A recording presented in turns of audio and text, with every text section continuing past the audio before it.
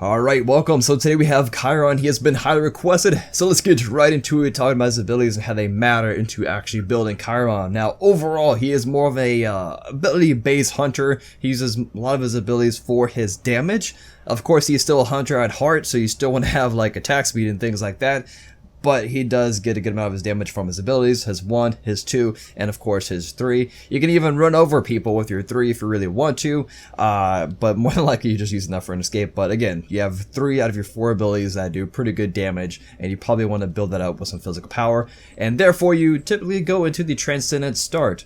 So let's just go into actually building him. Oh, I just had these warrior type boots on just to kind of show you how much your physical power kind of goes into additional damage for your abilities. As you can see, I have 40 from boots. You can see how that translates with the orange numbers here. So yeah, enough of that. Let's go into actually building Chiron. Regardless of the game mode, most hunters will go into the Transcendence, especially if they're more ability based. So let's just go into that. As you see, it gives a lot of physical power. I am level 20, so I have a lot more mana, and the passive is directly affected by mana. And that's how you see I go from 0 physical power to just buying this to 75. But I mean, early on you're like level 1, so like it's not gonna be the biggest jump. But yeah, you still go into this for high physical power and the mana and the MP5, which is mana per 5 seconds for your mana sustain. It's overall great for gods that just use their abilities to clear mini waves. So after that, you definitely want to go to your boots. In this case, it is the warrior type of boots. No real need for ninja tabby. We do get our attack speed with the next couple of items, and that is going into the Aussie. As you can see, it is extremely cheap, and with really cheap items, it just allows you to get to your shin size faster and just complete your build faster than somebody that's going to more of an expensive build. As well as this gives a lot of good stats. 15 flat pin, always great. The passive is great for boxing, hunters or whatever. And the attack speed, lifesteal. There's plenty of reasons why to pick this up. There's no real reason to go into a different lifesteal item right now as of this recording. So it could change. The meta could change. And so after that, more than likely you probably go into Kins. There are a couple of different routes. You can go to the Ikavol back to back with the Aussie. The order's up to you. But most people are starting to lean towards going to Kins. And the reason being is it just provides such a huge physical power spike. Not only the 40 flat, but also the passive. The 4% extra damage, according to the target's maximum health, is actually huge. So definitely go into this. This is definitely a core item for all hunters. No reason why not to pick this up, if I can speak.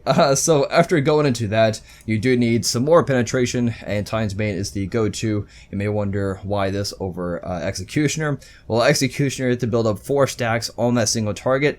Yeah, it is pretty cool when your jungler can benefit from this as well, but you both had to be fighting the same target. So more than likely, you're just going to go into Titan's Bane. It's overall the better item. As well as you cannot stack the Executioner passive stacks on a tower or any objective, while in Titan's Bane, there's no stacking, so you can definitely apply that 33% pin on your objectives. And as well as, I've gotten some questions and concerns about how the percentage penetration works. It doesn't directly rely on how much flat pin you have. It's not like, okay, I have 10 flat pin and this just gives me 33% more on top of that. That's not how it works.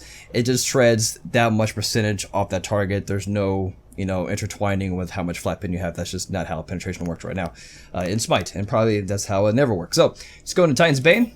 This allows you to have health shred, you have 15 flat pin, and then you have 33 percentage pin, so you have all the types of penetration in the world.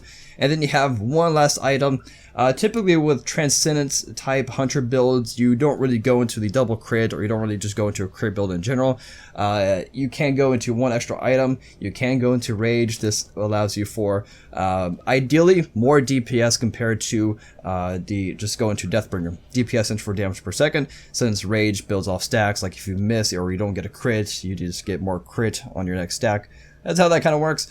But the Deathbringer is going to offer you more power, and just on the off chance, if the RNG is good with you, you can crit really, really hard. So you can go into those 2 options, or mouse, whatever crit you want out of those 3. Or if you don't want to go into that and you want to go into just more sheer power damage, you'll probably just go into another crit item like Brawlers or Crushers. The reason being, not necessarily for the passive, but you're looking for the 40 physical power and the 20 flat pin. It is pretty huge against targets that are not necessarily building physical protection. So those are some other options to go into. Or if you're looking for a lot of spread damage in team fights and also just clear faster without having to use your abilities and waste mana, you would definitely go into the oboe. This gives you a crazy amount of attack speed, and again, this allows you for overall just more damage and have more presence in the team fights, and just this proccing on the enemy targets can kind of scare them and back them off because they don't want to get shocked, you know. So those are some good options to go into. Let's just pick that up for now. As far as relics, the standard, you know, go-to relics is definitely Purification, because he is not CC immune at all. I mean, in your ultimate you can't really die, but you can die after it wears off. So Purification definitely a must-have, and the others are up to you. If you want to be more of a team supportive type character, you can just go into Sprint, or you can go into Shell or Sanctuary, whatever you need. In the cases of assaults, you definitely want to go into Meditation, just because you can't go back to base and heal. So let's just go ahead and play around with some of these attacks. As you can see in my stats on the bottom left-hand corner, I have 185 physical power, 1.97 attack speed, which that is pretty good. The cap is 2.5, so we're sitting pretty good overall. And just throw some auto attacks. So that's how it looks. The yellow numbers is the oboe, and then the big yellow number is the proc every 4 attacks.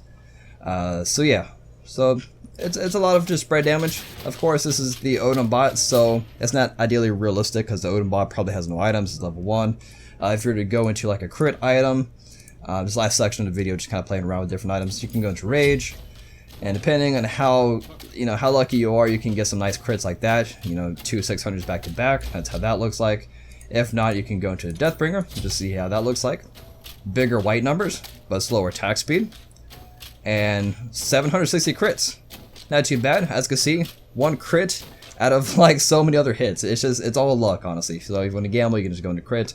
And yeah, that pretty much wraps it up. Hopefully it was helpful. Let's just go into, just for fun, go into like just Brawlers and see how, you know, more pin works. So that's just how that works. And that is pretty much it.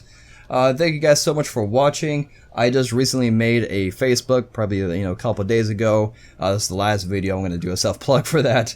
I know I am kind of late to the Facebook scene, so for all 3 of you guys that have Facebook, you can just kind of follow or like me or whatever you do on Facebook, and that would just allow you to another way to communicate with me or have just receive notifications that I upload a new video, because every time I upload a new video, I send the notifications to both Twitter and Facebook now. So that is that. And yeah, hopefully it was helpful and give you an idea on what to build for Chiron, and I'll see you guys next time. Peace.